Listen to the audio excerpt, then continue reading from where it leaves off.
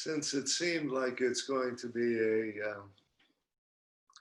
long, cold winter without any prospects of holiday travel, figured I'd have some time on my hands, so I ordered Joan Stombaugh's translation of Heidegger's Being in Time and Hubert Dreyfus's commentary on that text called Being in the World. Some of you will know the translator, Joan Stambaugh, because she's also written a wonderful book on Dogen called Impermanence is Buddha Nature. And when you think of it, those two terms, impermanence and Buddha nature, stand in sort of a analogous relation to being in time in Heidegger.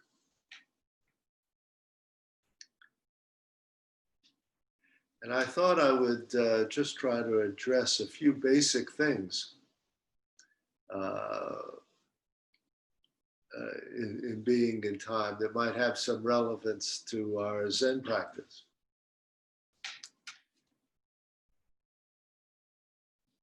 One of the first points she makes as a translator is the decision not to capitalize the word being in the text. In German, nouns are routinely capitalized. And so in a way, to have a capital B being in German is no big deal. But as soon as you capitalize being in English, you've done something that's not so innocuous. We immediately hear connotations of either a supreme being, or we get some idea of abstract being in some transcendent way that is beyond or behind our ordinary life. And we get the idea that philosophy or our practice is supposed to get us in touch with this somewhat supernatural something, right?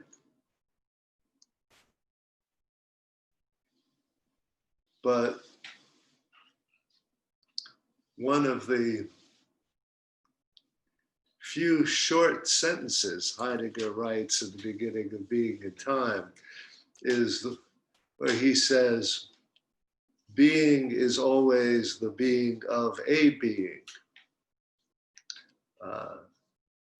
That the only place being, this supposed abstraction, is to be found is in the being or nature of individual beings. It's not a separate entity or category above or beyond our life, but it's something that is a characteristic of the life we're already living.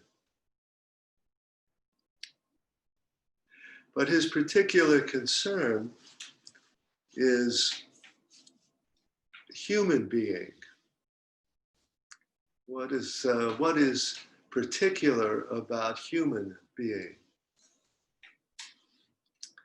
And he comes up with a very interesting definition, I think,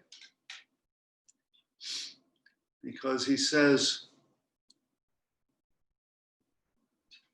human beings are beings for whom their nature is itself a question. Human beings are beings for whom human being is itself problematic. And what that means is that we don't have any immediately definable essential nature of what it means to be a human being. Uh, there's no equivalent to fish swim and birds fly. Human beings do what, right? There's no obvious or natural way to fill in the blank. Rather, for human beings, filling in that blank is the problem that makes them human. Trying to live a life where you've got to figure out what it means to live a life is what is particular to human beings. Now, various philosophies and religions, different times, have tried not to leave that blank open-ended. See, I think it's one of the crucial things in Heidegger, the existentialists, that they wanted to leave that blank open. A human being is blank, and they don't want to fill in with a simple, essential answer. But many people have ventured to do so, and it's sort of a typical kind of essential answer is that human beings are rational animals. Right? That our rationality is what makes us distinctly human. We think. And someone like Descartes, who wants to find the foundations of philosophy, says that he can doubt everything about who he is and what the world is, except for the fact that he's sitting there thinking and asking this question. And so he can begin with a statement, I think, therefore I am.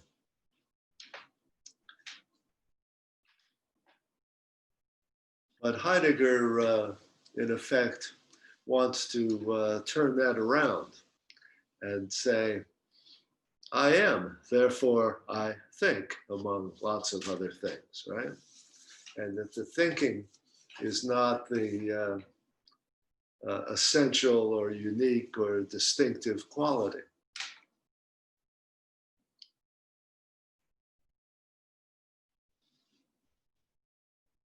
Someone like Immanuel Kant, in trying to devise a universal foundation for ethics, wants to say that he'll come up with an ethics that any rational person at any time and any culture, just because they're rational, will have to accede to. He wants to make that rationality a kind of universal, timeless quality. And says, once we all see that we share that quality, all these kinds of ethical implications will follow.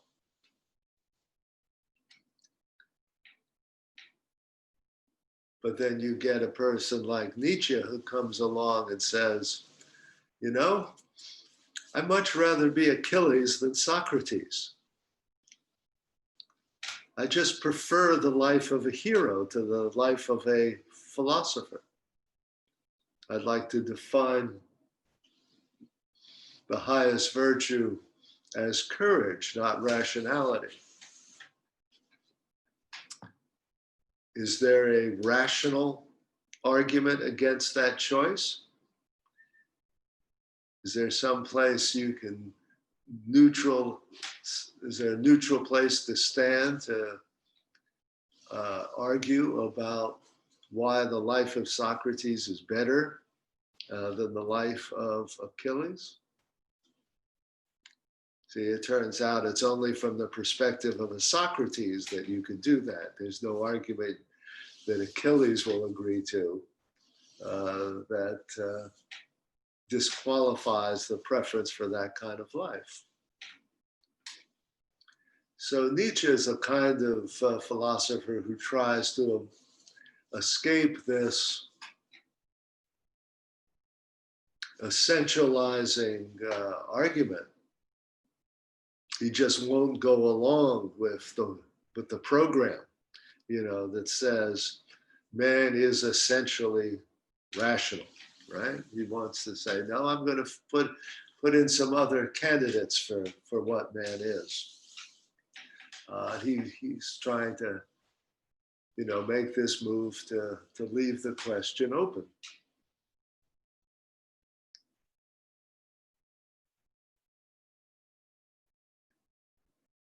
Now, how do we approach this in Zen? I think it's interesting because there are a number of different responses to that in our Zen practice. But there's clearly a whole strand of thought or tendency,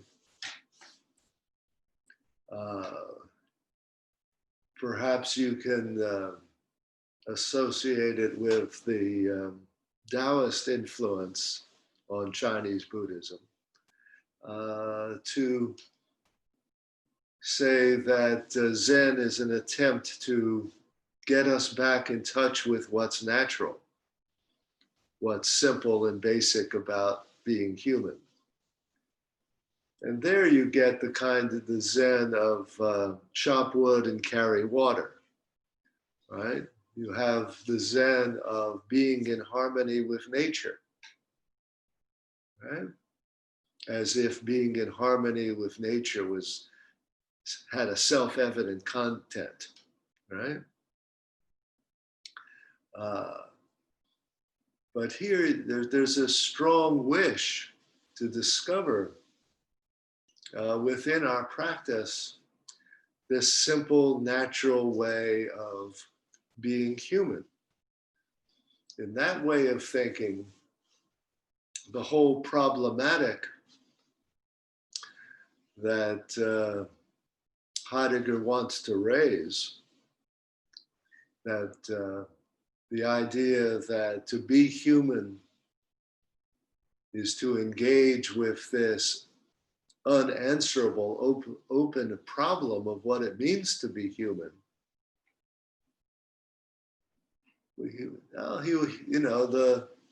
A certain strand of Zen would just say, only a neurotic intellectual European would come up with that kind of question for themselves. Being natural, being in harmony with nature, living this simple life, chopping wood, planting trees, planting your vegetables in the garden, sitting a little zazen in the morning and the evening. What could be more obvious, more simple, and more naturally human, right? And I think that it's probably important to recognize that we all have a kind of strong basic pull or longing, really, to find that kind of solution to the question. And that there's a whole strand of our practice that, if we don't want to necessarily say colludes with that, at least offers that as a kind of simply available answer. And if we take that to be an answer, then we probably will end up feeling like this modern life that we're leading, going to work, living in cities, being intellectuals, doing all these complicated things that we do, are one way or another alienations from the simple natural life that is out there for somebody, right? And this can lead to a certain kind of fantasy or idealization of monasticism, which once in a while will present itself as a kind of return to natural simplicity.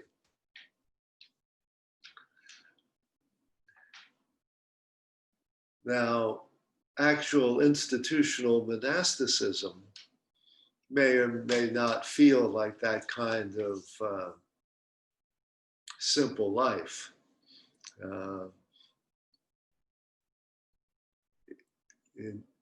As it actually is lived, it might feel a lot more like a highly regimented, highly ritualized, quite arbitrary form of life that is structured by an enormous number of culturally determined and arbitrary set of rules.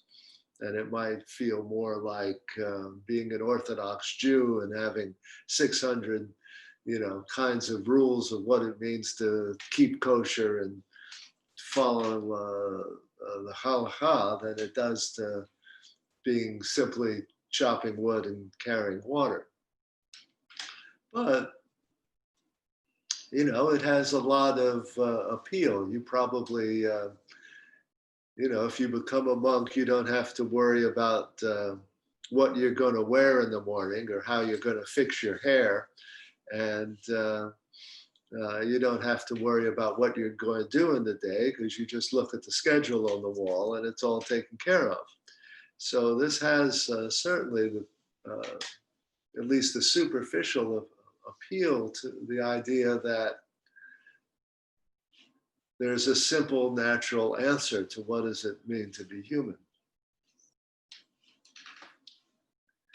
But there is another side of Zen that I think does tend to keep fill in the blank there wide open. And that's a side where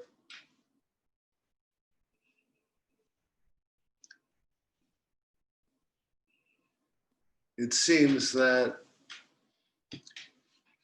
these enlightened old masters are breaking out of all sorts of ordinarily given categories, at least categories of common sense and ordinary ways of talking. They do all sorts of wild and crazy looking stuff. And they say all sorts of things that on the surface don't make a lot of sense, right? You try to ask them a simple question and they hit you upside the head. Or they say something that doesn't sound like an answer at all. What is the meaning of Bodhidharma coming to the West? 3 pounds of flax, right?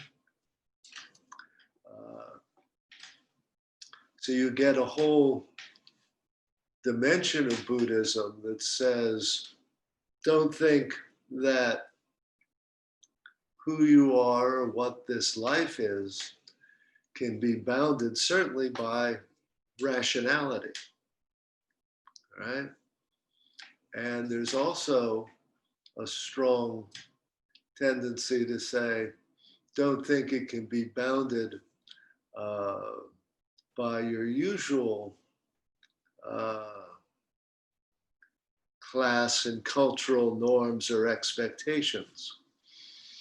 You get, at least occasionally, stories of a Zen teacher being rude even to the emperor, if not venturing to slap the emperor, but at least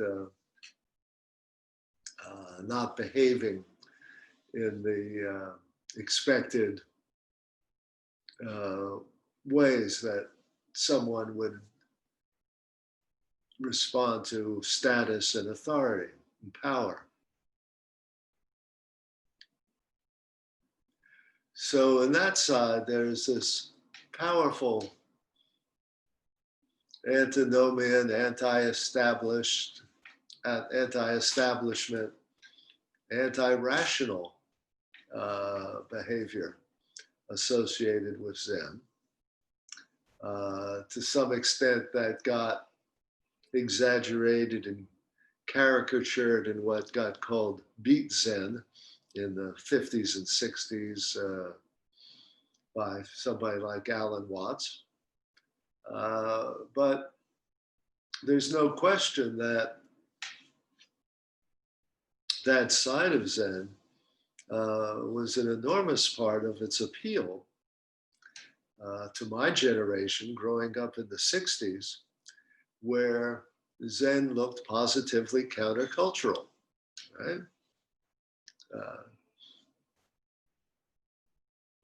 It became hard for those countercultural types to come to terms with the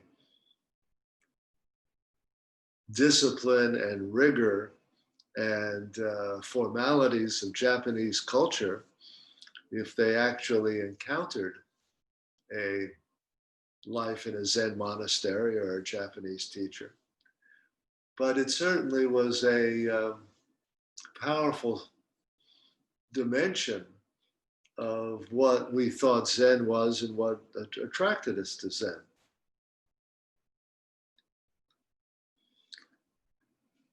And now,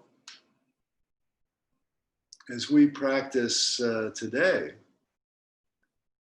I think that we have to try to examine our own particular answers to what we think Zen's answer to that question of what does it mean to be human. Is it simply Dogen's answer to sit Zazen is to experience the awakened way? Do we feel that monasticism is the closest thing humanly possible to a natural state of being in harmony with our nature and the nature of the world?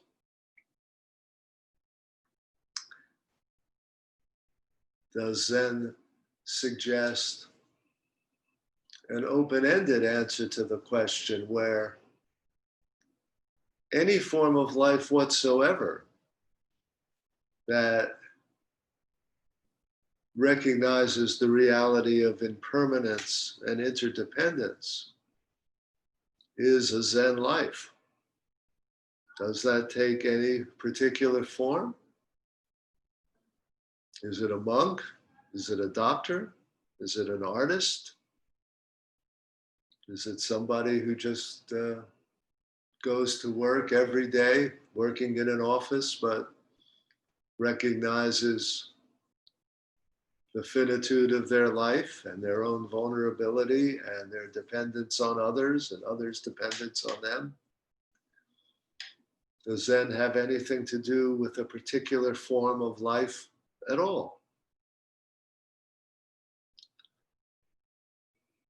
How do you answer that question?